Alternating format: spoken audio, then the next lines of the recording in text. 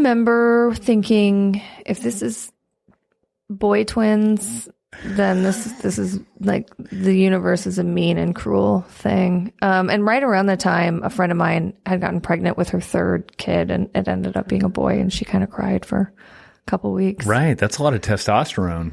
I mean, you're outnumbered. Even like my daughter is definitely, she is a force. Oh, really? Mm-hmm. Well, she's got to be to hang with all the other guys, right? She really, really does. Like, she has to very strongly find her place, because she's surrounded by it. Mm-hmm. All the Vikings. All the Vikings. Yes. Yes. How is the restaurant doing with COVID? So we are doing, I think all things considered, we're okay. Yeah.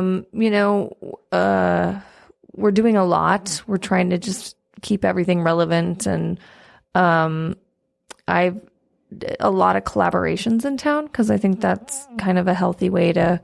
The restaurant being Stockholm. Yes. By the way, yes. Yeah. So we're doing all right. We have 2 restaurants, actually. One is in San Francisco and the other's in Petaluma. Stockholm is in Petaluma.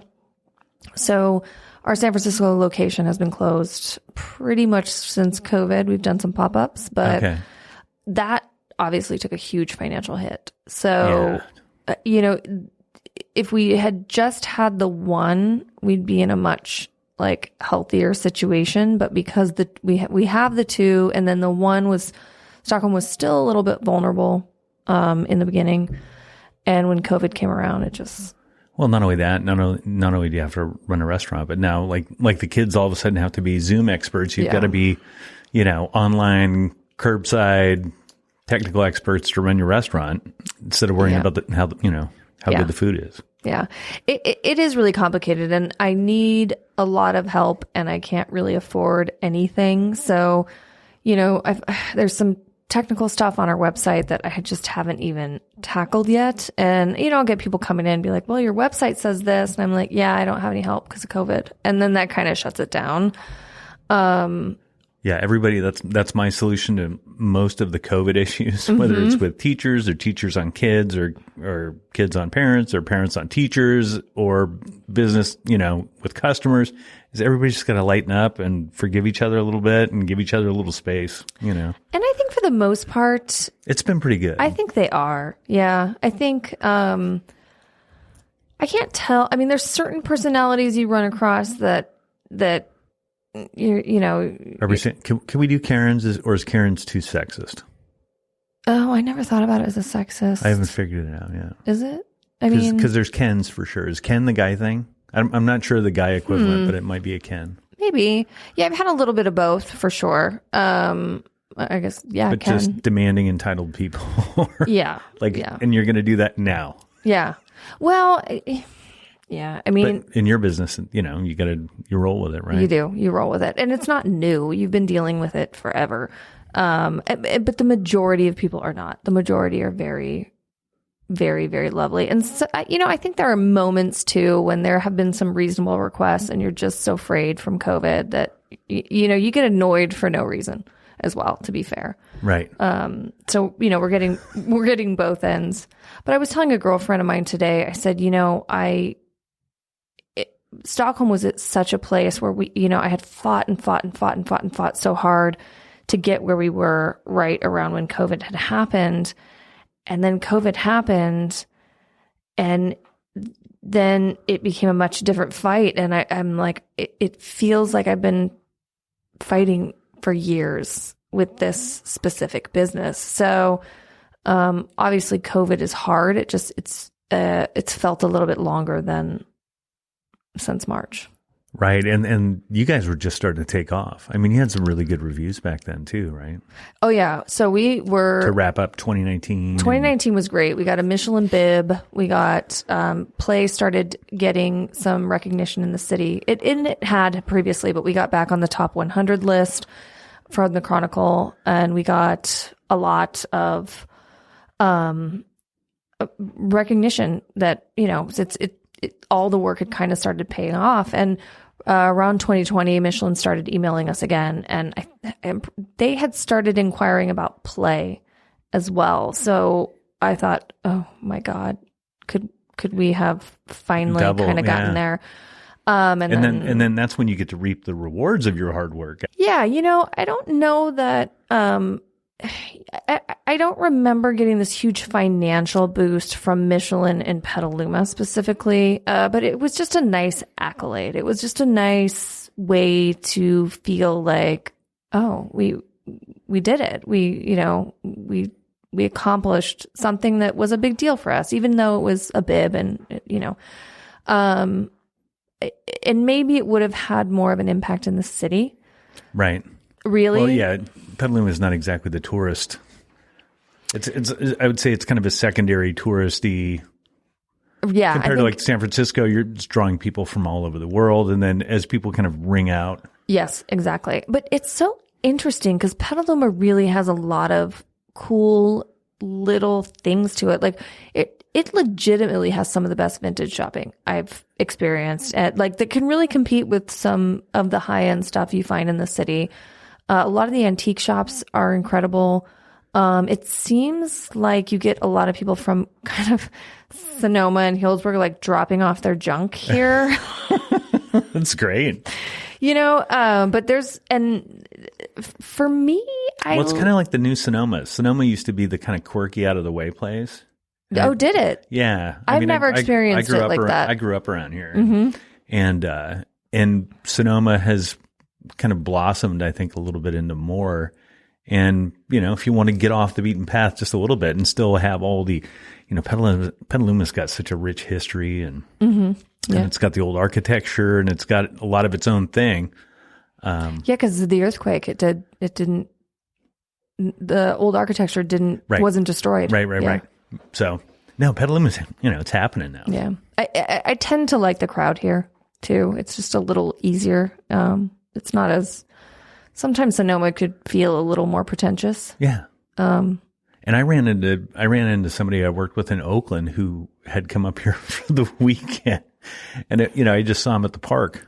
It's crazy. Oh, really? Yeah. Randomly. I'm like, oh, there's my worlds colliding, But also, like, what are people doing right now? It's not like the city's a great place to be in. Right. Well, yeah, that was pre-COVID.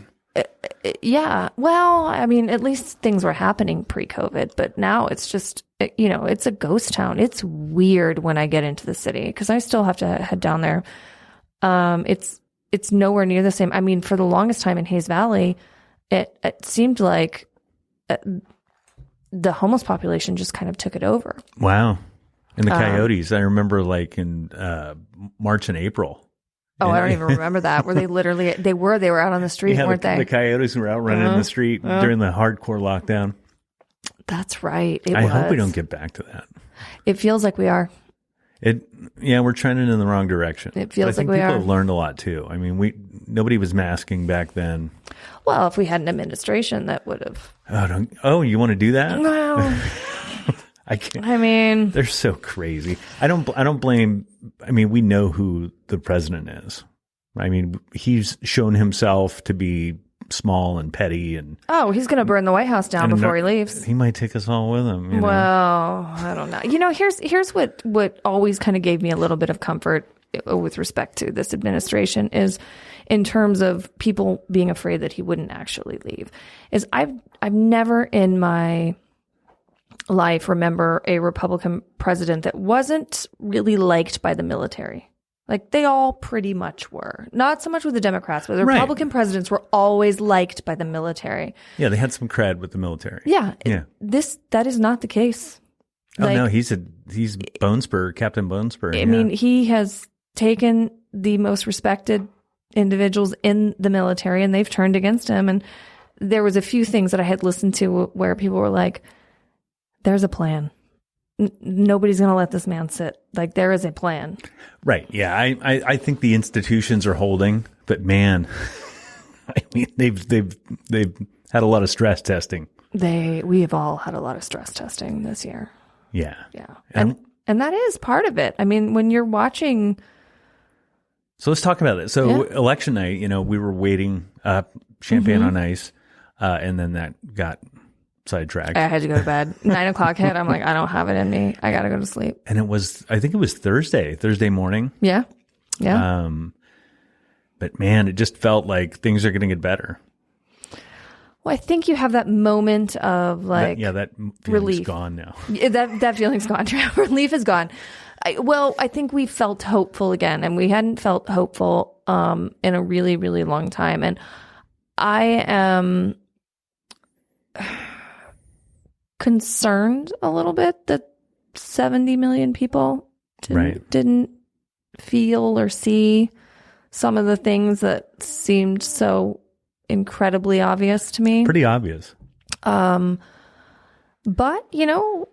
white nationalists, populists, it sure seems like racism to me. It is.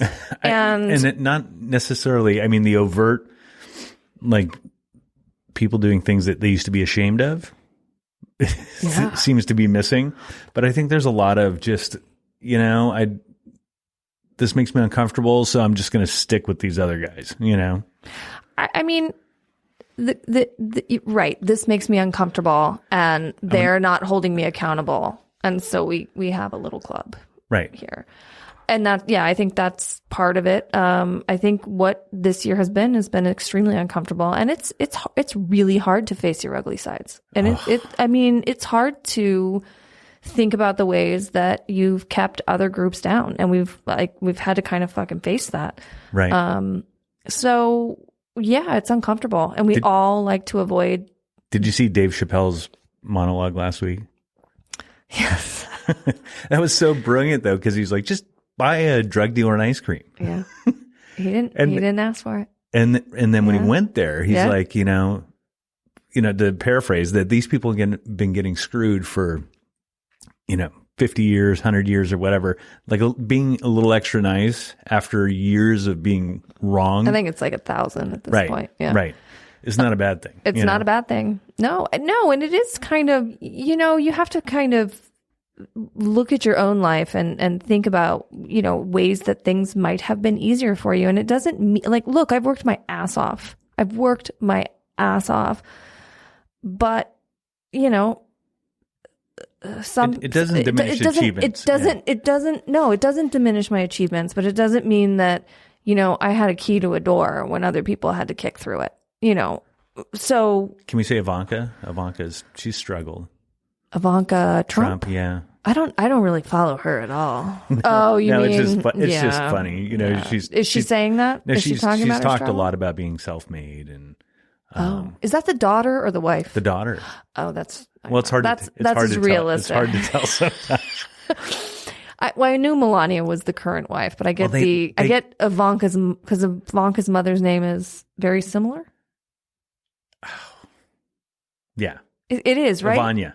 Well, I don't know. Ivania. It's Ivania and Ivanka. Yeah. Right. Yeah. Right. Mm-hmm. Oh, I love it when Melania and Ivanka would fight about like who's going to pick out the Christmas decorations and. Oh, they would fight? Oh, yeah. Oh, I didn't even. That's good stuff. I'm like, I've never seen a more useless. But here's a woman who has had, basically full-time childcare from her children's first breath, and then talks about how she's built herself to be successful and yeah, that's ridiculous. It's absurd. It is absolutely absurd.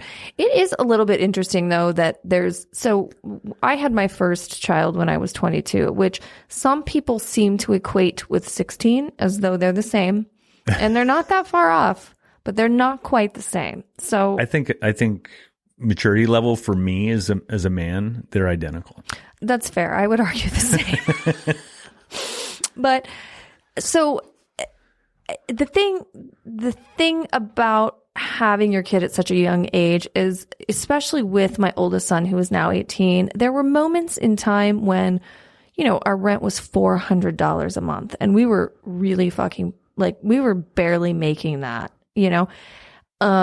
and my husband and I had to alternate our schedules to like max out our time so that we couldn't afford daycare. So yeah, daycare. It's expensive. It's expensive, yeah. But he felt like he had such a different relationship than my other children. And to be very clear, my children are not my friends. They're my children, period. But there was a part of our lives that he was involved with was where he was like our little soldier. Like he was on my hip and